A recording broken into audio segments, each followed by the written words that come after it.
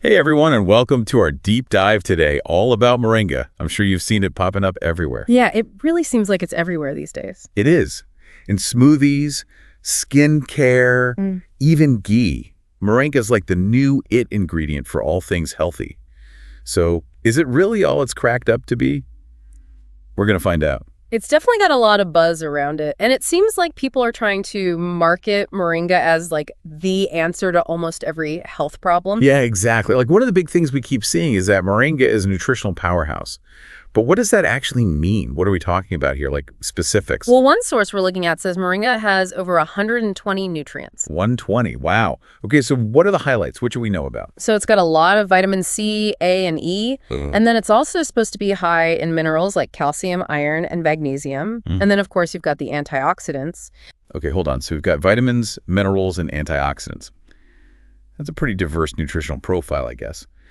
But what does it all mean? Like, why should someone care about those vitamins and minerals? Well, each of those plays a big role in staying healthy. Like vitamin C is good for your immune system, and vitamin A is important for good vision. Iron helps carry oxygen in your blood, and we all know calcium is super important for strong bones. And the antioxidants, they're like your body's defense system, protecting your cells from damage. So it kind of sounds like moringa is being presented as this, like, natural multivitamin, like a one-stop shop for all the good stuff almost. That's definitely the vibe I'm getting from some of this marketing, yeah. And some of the claims get even more specific. Like one source said that Moringa has 10 times the vitamin A of carrots and 7 times the vitamin C of oranges. 10 times the vitamin A of carrots. Wow, that's a big claim. But are those comparisons, like, accurate? It makes you wonder how they're even measuring that and if it's really a fair comparison. Right. That's where, like, a little bit of skepticism comes in handy. I mean, those comparisons are definitely catchy, but we need to look deeper. Is it 10 times more in terms of how much is actually in there? Or is it about how well our bodies can actually use it? That's a good point. So it's not just about the quantity, it's about how much our bodies can actually absorb and use, right? Exactly. Bioavailability is super important. And that's where things get really interesting when we start looking at the potential benefits of moringa and how all those nutrients actually translate into, real health outcomes. Okay, let's get into that then, because one thing that really stood out to me is just how many different ways people are using moringa. It's not just about taking a pill for some extra vitamins. We're seeing it used for everything from boosting energy to making your skin look better. Yeah, it seems like people are trying to use it for a ton of different things, but we need to look at the research. Does the science back it up? Totally agree. For example, I saw one source talking about how moringa can boost your energy. So how does that work? Well, some people think that all the nutrients in moringa, like B vitamins and iron, can help fight fatigue and support a healthy metabolism.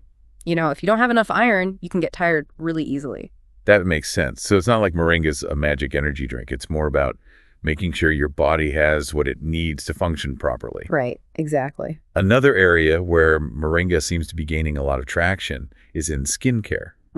What's the science behind that? Well, moringa is packed with antioxidants, which can help protect your skin from damage. It's also supposed to be really good at reducing inflammation, which could help with skin conditions like acne.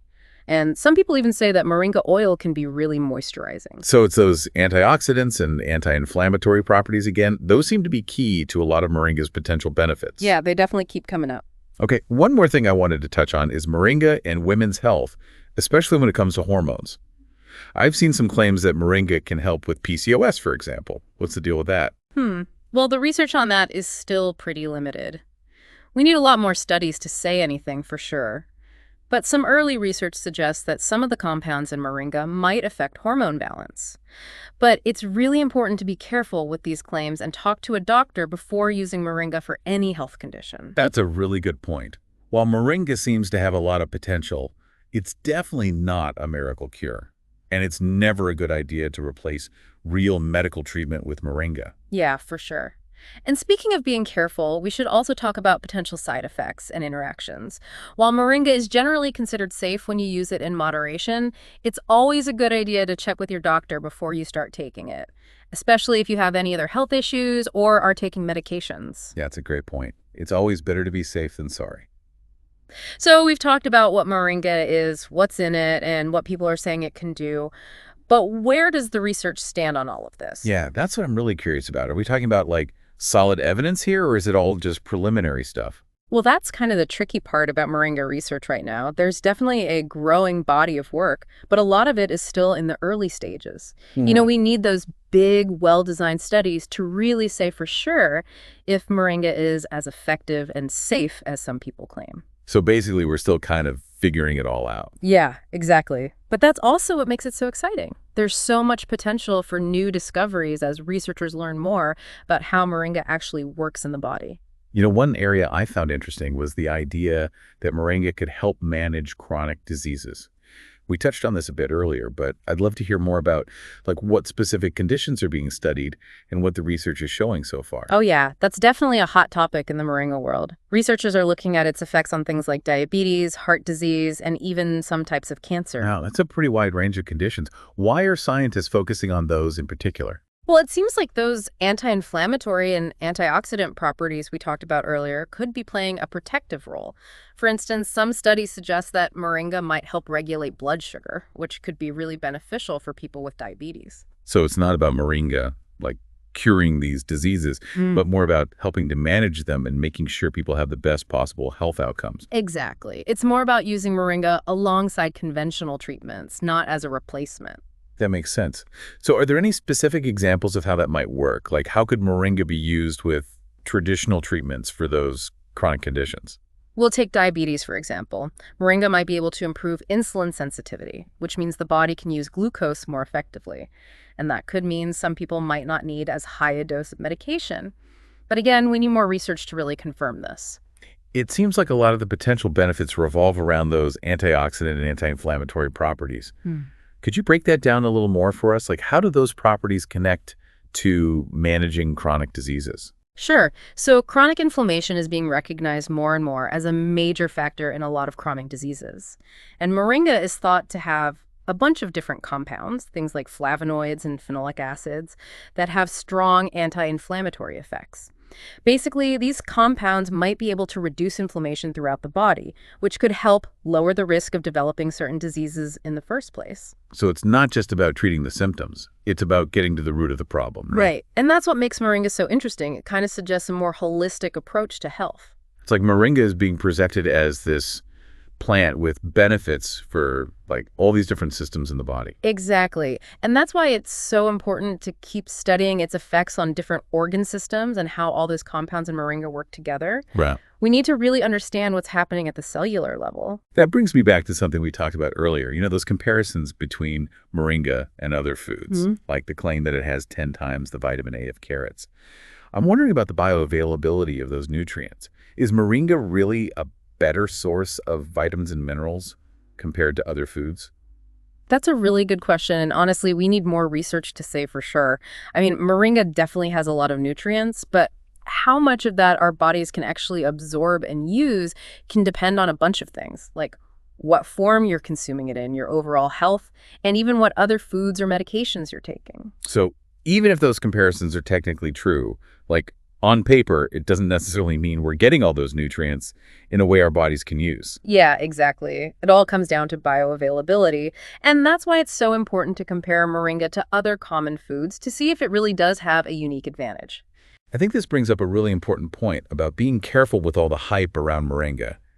People need to be able to make informed choices about what they put in their bodies, and that means having access to accurate information. Absolutely, and scientists have a big role to play in that. We need more rigorous studies published in reputable journals to get a clearer picture of moringa's true potential. Right, and to all our listeners out there, always be critical of any health claims you hear and do your own research. I couldn't agree more. And remember, even though moringa shows a lot of promise, it's not a magic bullet.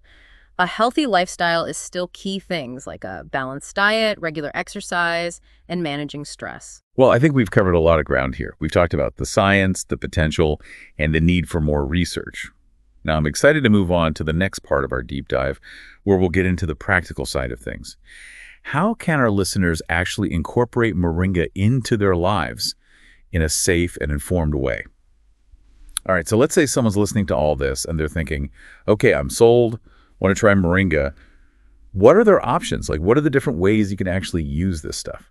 Well, there are actually quite a few different ways to incorporate moringa into your routine. Oh, that's cool. So what are some of the most popular ways people are using it? Well, one of the most common ways is using moringa powder. Oh, yeah, I've definitely seen that in stores. Yeah, and it's pretty versatile. You can add it to smoothies, soups, or even sprinkle it on your salad. So it's an easy way to add some extra nutrients to your meals. Exactly. And if you're not crazy about the paste of the powder or you just want a more measured dose, you can also get moringa capsules. Oh, so you could basically take it like a daily vitamin. Yep. And then there's also moringa tea, which can be a nice way to enjoy it. Oh, yeah, tea. Yeah. And then we can't forget about moringa oil. I've seen that in a lot of skincare products. Right. Moringa oil is really popular for skincare. It's supposed to be great for moisturizing and keeping your skin healthy. Wow, so many choices.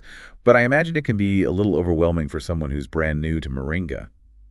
What advice would you give someone who's thinking about trying it for the first time? Well, the first thing I would say is talk to your doctor. Especially if you have any health conditions or are taking any medications, it's always a good idea to check with them first. Yeah, always good to be on the safe side. Moringa's not a replacement for medical treatment or anything like that. Exactly. And the other thing I'd say is to start slow. You don't need to jump in with a huge dose right away. Just start with a small amount and see how your body reacts. You can always increase it gradually. That's good advice for anything new you're trying, really. Listen to your body. Exactly. And don't expect miracles overnight. It takes time for your body to adjust. That's a good point.